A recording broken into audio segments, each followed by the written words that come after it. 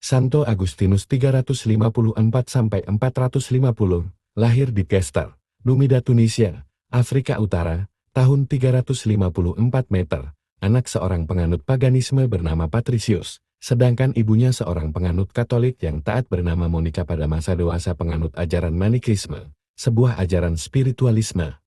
Bertahun-tahun lamanya menganut Manikisme, suatu aliran gnosis yang dualistik. Ketika remaja, ketika menetap di Carthago tahun 370 meter, kehidupan St. Agustinus penuh dengan gelimang dosa, hidup tanpa nikah dengan seorang perempuan selama 14 tahun, hingga memperoleh seorang anak yang bernama Adeodatus, dan diakuinya bahwa anaknya itu buah dari dosanya. Ia kemudian pergi ke Roma dan Milan tahun 383 meter, menjadi seorang guru, serta meninggalkan keyakinan yang dianutnya, yakni Manikisme. Setelah mengalami pergulatan batin dan krisis spiritual moralitas, pada saat krisis itu, ia mengalami sikap skeptis.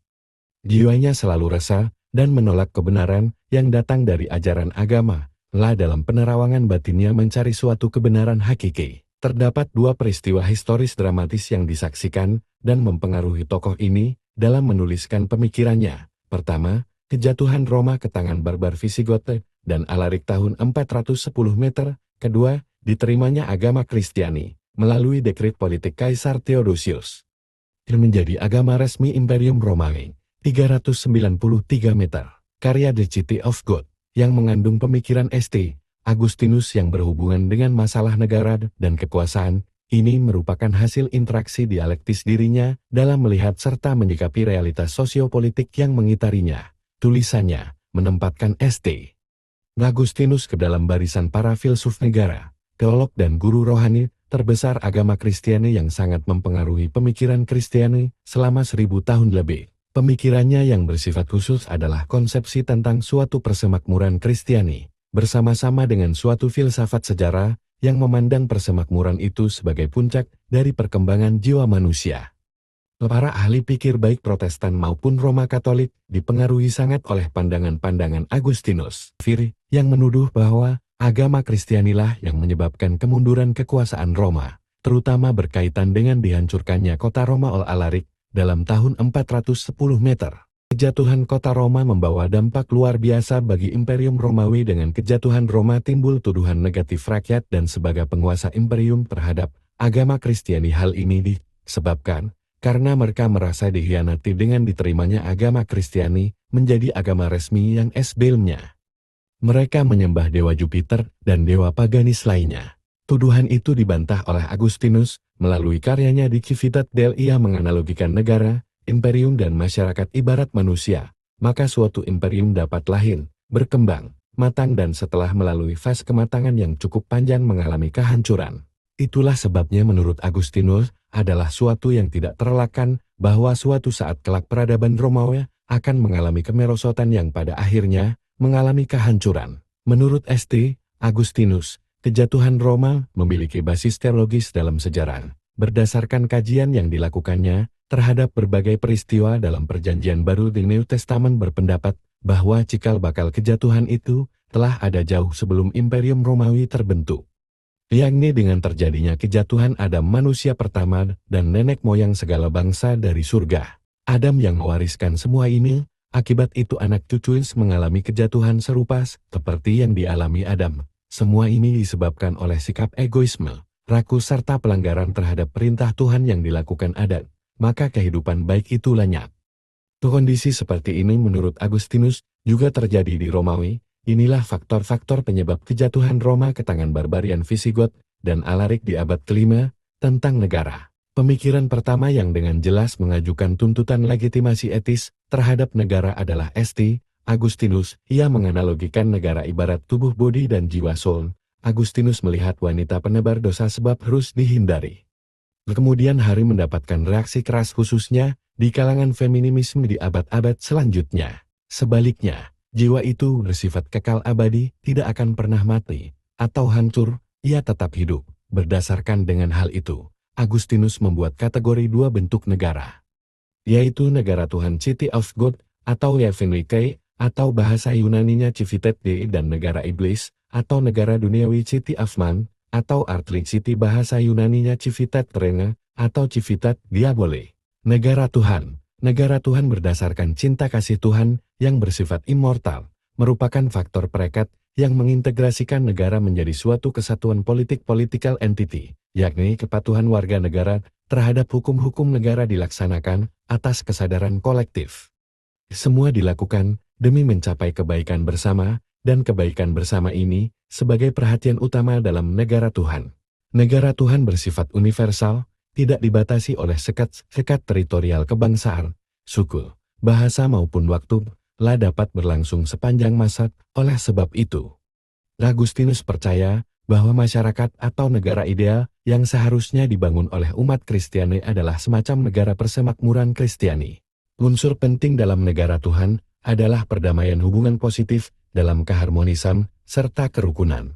Hanya ada satu persoalan intelektual yang benar-benar menyulitkan Santo Agustinus, adalah jika dosa asal itu diwariskan Adam, seperti yang dibicarakan oleh Santo Paulus, maka jiwa seperti halnya tubuh, tentunya juga dibiarkan oleh para orang tua, sebab dosa adalah perbuatan jiwa, bukan perbuatan tubuh.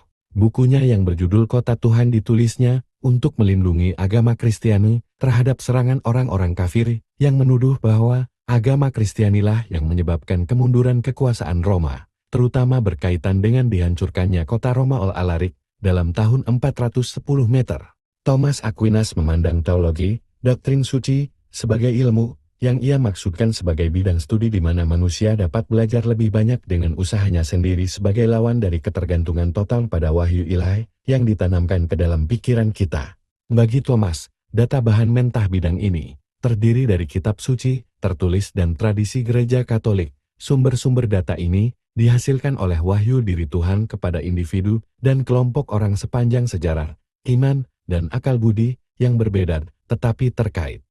Padalah dua alat utama untuk memproses data teologi. Thomas percaya keduanya diperlukan atau, lebih tepatnya, bahwa pertemuan keduanya diperlukan bagi seseorang untuk memperoleh pengetahuan sejati tentang Tuhan.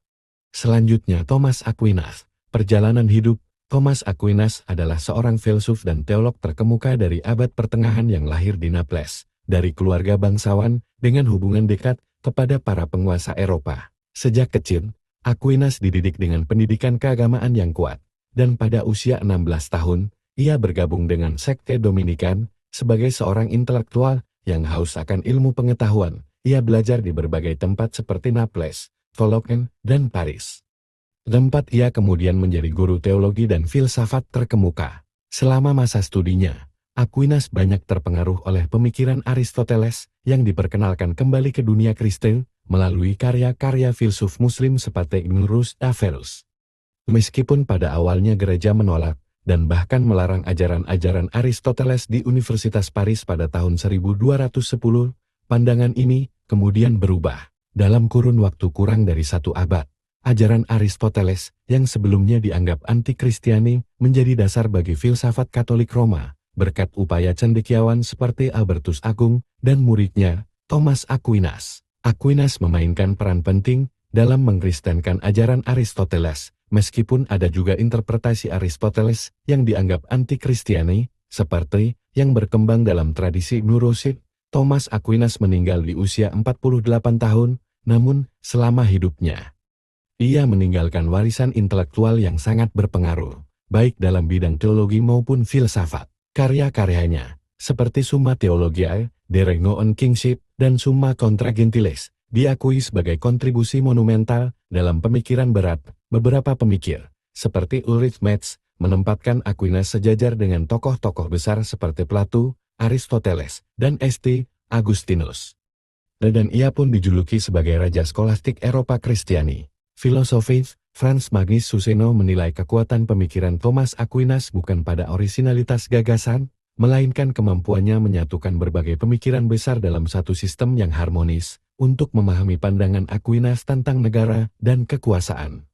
Kita harus memahami konsepnya tentang hukum, terutama hukum kodrat natural law, yang tidak dapat dipisahkan dari negara dan kekuasaan. Menurut Aquinas, negara, kekuasaan, dan alam saling berkaitan, dengan manusia sebagai penghubung penting yang menjaga keharmonisan melalui penerapan hukum alam. Hukum alam, bagi Aquinas, adalah partisipasi makhluk rasional dalam hukum abadi Tuhan Eternal Law, di mana manusia sebagai makhluk rasional memiliki akal budi yang membuatnya berbeda dari makhluk lain.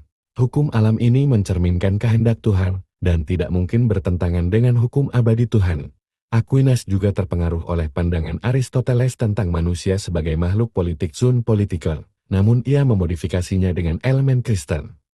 Akal budi dan insting menjadi unsur esensial dalam diri manusia, yang membuat manusia bukan hanya bergantung pada insting, tetapi juga pada rasionalitas untuk hidup bermasyarakat. Negara, menurut Aquinas, adalah hasil kerja manusia secara kolektif untuk memenuhi kebutuhan fisik dan cita-cita, melebihi kemampuan lingkungan sosial kecil seperti desa atau kota. Aquinas menekankan bahwa negara adalah komunitas politik yang mencerminkan dan mengembangkan akal budi manusia, sehingga negara merupakan bagian dari kodrat manusia.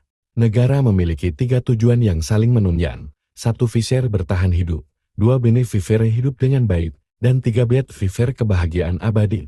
Aquinas menyelaraskan pandangan Aristoteles tentang kebahagiaan duniawi dengan tujuan akhir manusia menurut iman Kristen, yaitu kebahagiaan abadi di hadapan Tuhan. Aquinas juga menekankan pentingnya kesejahteraan umum di atas kepentingan individu dan ketaatan kepada negara, meskipun negara bukan tujuan akhir, melainkan sarana untuk mencapai kebahagiaan sejati yang hanya dapat dicapai melalui kekuasaan Tuhan.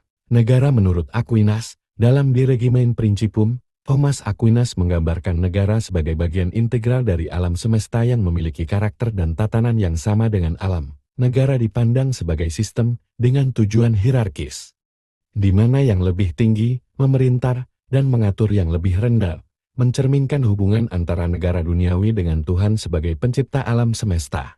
Dalam pandangan Aquinas, negara, dengan segala kekuasaannya, merupakan subjek dari kehendak Tuhan. Oleh karena itu, konsep sosial dan politiknya terkait erat dengan pandangannya tentang alam sebagai suatu keseluruhan.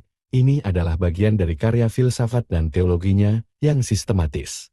Aquinas juga melihat negara sebagai sistem barter, mirip dengan pandangan Plato dan Aristoteles, di mana setiap kelas sosial saling bergantung dan bekerja sesuai dengan fungsi dan keahliannya. Petani, pedagang, pengusaha, guru, tentara, dan lainnya memiliki peran penting dalam tatanan sosial. Dan hasil kerja mereka ditukar dengan hasil kerja orang lain dalam suatu hubungan mutual exchange saling tukar. Konsep ini berlaku hingga tingkat negara, yang Aquinas ibaratkan seperti hubungan antara tubuh dan jiwa. Negara tunduk pada alam, dan jika melawan alam, akan membawa kehancuran. Mengenai kepemimpinan, Aquinas berpendapat bahwa sebagian besar manusia harus dipimpin oleh segelintir orang yang memiliki kelebihan tertentu. Penguasa negara, menurut Aquinas, memiliki kewajiban untuk mengusahakan kesejahteraan dan kebaikan bersama. Penguasa juga bertanggung jawab untuk memastikan rakyatnya dapat mencapai kebahagiaan abadi setelah mati, yang menunjukkan bahwa negara memiliki fungsi spiritual dan religius. Penguasa juga harus menjunjung tinggi keadilan, karena kekuasaan yang diberikan oleh Tuhan bertujuan untuk mewujudkan keadilan di dunia. Dengan adanya keadilan, perdamaian dunia akan tercipta. Aquinas juga menekankan pentingnya hukum yang dirumuskan oleh penguasa berdasarkan prinsip-prinsip hukum kodrat dan hukum Tuhan. Jika penguasa membuat hukum yang bertentangan dengan hukum kodrat atau hukum Tuhan, rakyat memiliki hak untuk melakukan pembangkangan sipil-civil disobedience. Menurut Franz Magnus Suseno, pemikiran Aquinas ini memberikan dasar bagi masyarakat untuk bersikap kritis terhadap negara. Aquinas juga menyatakan bahwa monarki adalah bentuk pemerintahan terbaik, sementara tirani adalah bentuk pemerintahan terburuk. Ia menilai bahwa demokrasi, meskipun memiliki kelemahan, masih lebih baik dibandingkan tirani, di mana kemungkinan penyalahgunaan kekuasaan sangat besar dalam tirani. Penguasa bisa bertindak sewenang-wenang tanpa kontrol dari rakyat. Oleh karena itu, untuk mencegah tirani, Aquinas mengusulkan beberapa mekanisme. Pertama, pemilihan penguasa harus dilakukan oleh masyarakat berdasarkan kualitas pribadi yang dimilikinya, bukan berdasarkan warisan atau keturunan. Kedua, kekuasaan penguasa harus dibatasi. Ketiga, kekuasaan harus dibagi, sharing of power, dalam pemerintahan. Aquinas menentang tindakan kekerasan untuk menggulingkan penguasa tirani. Ia percaya bahwa membunuh seorang tiran hanya akan menciptakan siklus kekerasan revolusioner, di mana penguasa baru yang muncul dari revolusi kemungkinan besar juga akan ditumbangkan dengan cara yang sama. Berdasarkan ajaran Kristus, khususnya ajaran Santo Petrus, Aquinas menekankan bahwa menumbangkan kekuasaan tirani dengan kekerasan tidak sesuai dengan prinsip Kristiani. Ia menegaskan bahwa seseorang yang menderita karena ketidakadilan dan menerimanya dengan kesadaran dan keikhlasan akan menerima rahmat dari Tuhan. Sikap patut dan luhur budi ini, menurut Aquinas, membuat banyak penguasa Romawi simpati dan akhirnya masuk agama Kristiani. Sebagai senjata lain melawan penguasa tirani, Aquinas menyarankan agar rakyat berdoa, agar penguasa tersebut berubah hati. Ia mengutip contoh penguasa Aswirus yang awalnya kejam, namun hatinya kemudian berubah menjadi baik, menurut Aquinas. Tuhan memegang kendali atas hati penguasa dan dapat mengubahnya sesuai dengan kehendaknya. Meskipun Aquinas memberikan perhatian besar pada pembatasan moral bagi penguasa, ia tidak banyak membahas aspek hukum atau konstitusional dari pemerintahan. Ini menunjukkan bahwa fokus utamanya adalah pada etika dan moralitas penguasa, bukan pada bentuk negara atau sistem pemerintahan yang spesifik.